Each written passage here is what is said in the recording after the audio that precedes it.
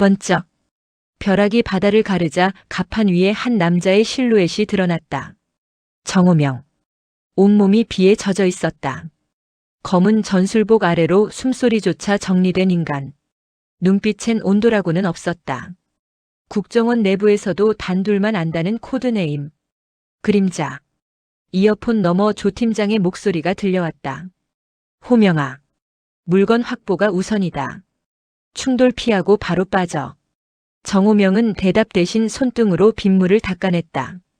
그리고 시선이 천천히 앞을 향했다. 갑판 끝.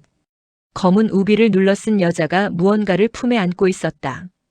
북한 특수공작원 흑진주. 그녀 뒤로 또 하나의 그림자가 미끄러지듯 나타났다. 봉재순. 아니. 북한 인민무력부 특수공작원 불개. 흑진주 목을 순식간에 꺾어 제압한 불개는 그녀 품에서 작은 금속 케이스를 빼앗았다. 찰칵. 케이스가 열리는 소리. 그 안에는 오래된 USB와 계좌 코드가 적힌 방수 문서가 들어있었다. 그 순간 탕! 총성이 터졌다. 불개가 몸을 틀었다. 멀리서 정우명이 총구를 내리고 있었다. 두 남자의 눈이 허공에서 충돌했다. 불개 입꼬리가 비틀렸다. 남조선 개새끼가 냄새를 잘 맡는구만. 정우명은 말없이 권총을 겨눈 채 걸어왔다. 둘 사이로 빗물이 사선으로 떨어졌다. 그리고 다음 순간 쾅! 철문 하나가 뜯기며 거대한 체구의 남자가 나타났다. 강범용. 당시 화산파 2인자. 그는 젖은 와이셔츠를 벗어 던지며 씩 웃었다. 아이씨, 오늘 사람 진짜 많네. 세 남자의 시선이 동시에 엉켰다. 불개의 발끝이 허공을 찢었다. 택견 특유의 유려한 움직임이었다. 사람을 죽이기 위해 만들어진 춤. 정우명은 몸을 반바퀴 비틀어 공격을 흘렸다. 동시에 팔꿈치가 불개의 턱을 가격했다. 퍽.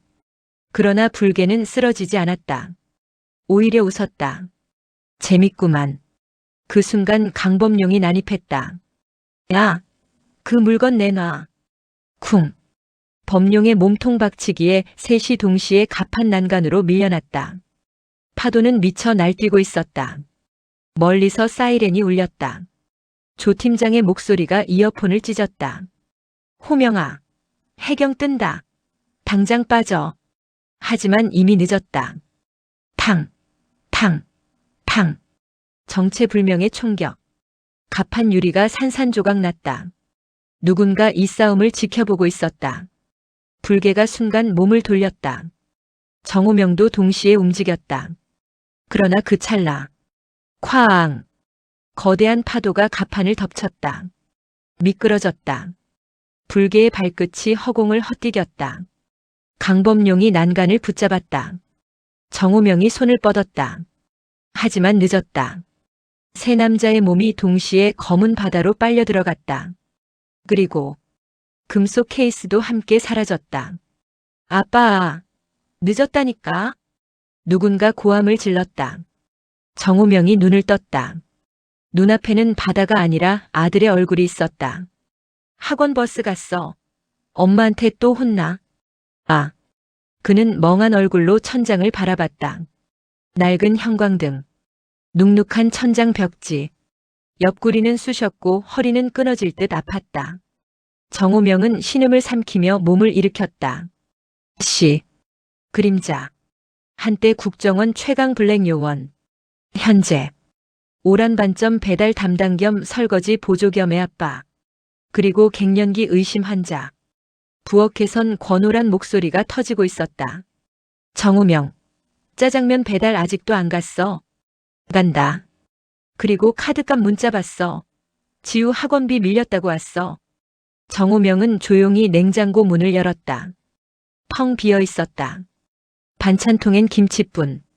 그는 멍하니 그것을 바라보다가 중얼거렸다. 국정원은 복지도 좋았는데. 그 순간 뒤통수를 맞았다. 권오란이었다. 또 헛소리하지? 아니. 당신 요즘 자꾸 이상한 소리 한다. 이게 현실이었다. 총 대신 철가방. 첩보 대신 배달앱. 생사를 넘나들던 남자는 지금 단무지 추가 요청 때문에 욕먹고 있었다. 영선 스틸. 낡은 공장 안에서 봉제순이 쇳덩이를 나르고 있었다. 땀이 턱끝에서 떨어졌다. 직원 하나가 투덜댔다. 봉씨, 그것도 제대로 못 들어. 봉제순은 멍한 얼굴로 고개를 들었다. 철판을 혼자 들어 올렸다. 직원들 눈이 휘둥그레졌다. 봉제순은 자신도 놀란 얼굴이었다. 순간 머릿속이 번쩍였다. 총성. 그리고 누군가의 목소리. 불계 동무. 봉제순이 머리를 움켜잡았다. 두통이 몰려왔다. 그때 이혜지가 뛰어왔다. 봉씨, 괜찮아요? 모르겠소. 또 기억 안 나는 거예요? 봉제순은 대답하지 못했다. 그저 손바닥만 내려다봤다. 이 손이 대체 뭘 하던 손이었는지. 어서 오십시오. 행복마트입니다. 강범용이 허리를 90도로 숙였다. 진상 손님이 컵라면을 던졌다. 이거 왜 이렇게 미지근해? 강범용 눈썹이 꿈틀거렸다. 과거 같으면 이미 병원이었다. 그러나 그는 웃었다. 웃어야 했다. 죄송합니다. 고객님 따뜻한 물 다시 받아드릴게요. 손님이 나가자 마공복이 속삭였다. 형님 그냥 묻어버릴까요? 미친놈아. 요즘 세상이 어떤 세상인데. 근데 형님 손 떨리는데요? 강범용은 천천히 주먹을 폈다. 핏줄이 터질 듯 부풀어 있었다. 그는 이를 악물었다. 참아야 돼. 왜요? 올해의 친절한 편의점 상 받아야 하거든. 마공복이 울 것 같은 얼굴이 됐다. 그때 딸랑 편의점 문이 열렸다. 박미경이었다. 순경 제복 차림. 강범용 얼굴이 순식간에 풀렸다. 어서 와요. 담배 하나 주세요. 몸은 괜찮아요? 저번에 감기라면서. 네. 아니 얼굴이 좀 안 좋아 보여서. 박미경은 이상한 눈으로 범용을 봤다. 마공복이 뒤에서 중얼거렸다. 형님 또 시작됐네. 강범용은 괜히 헛기침했다. 그리고 그 순간 편의점 TV 속 뉴스가 모두의 시선을 붙잡았다. 10년 전 남해 여객선 사건 재조명 익명의 제보 등장. 순간 강범용 표정이 굳었다. 봉제순도 공장 식당 TV를 올려다봤다. 오란 반점에서 배달 준비하던 정호명 역시 멈춰섰다. 뉴스 앵커가 말했다. 당시 실종된 것으로 알려진 의문의 금속 물체와 관련해 새로운 증언이 확보됐습니다. 정호명 눈빛이 변했다. 오랜만이었다. 죽어있던 본능이 깨어나는 느낌. 같은 시각. 서울. 한경욱은 조용히 TV를 껐다. 그리고 창밖을 바라봤다. 드디어 움직이는군. 뒤에 서 있던 금강식이 낮게 물었다. 영선도 정리할까요? 아직 아니다. 하지만 물건이 나오면. 한경욱 눈빛이 싸늘해졌다. 그러니까 먼저 찾으라는 거야. 소파에 앉아있던 도회장이 시가 연기를 뿜었다. 10년 동안 조용하더니 재미있어지겠군. 유인구는 말없이 웃었다. 살기 어린 미소였다. 강범용 아직 살아있었네. 인천지검.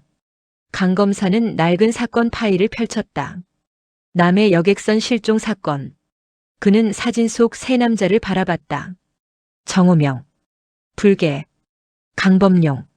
그리고 사라진 물건. 강 검사는 중얼거렸다. 이 사건 아직 안 끝났어. 그 순간 사건 파일 사이에서 녹슨 열쇠 하나가 떨어졌다. 열쇠엔 숫자가 새겨져 있었다. 510. 강 검사 눈빛이 날카로워졌다. 드라마가 끝나도 이야기는 계속된다. 킹무비박.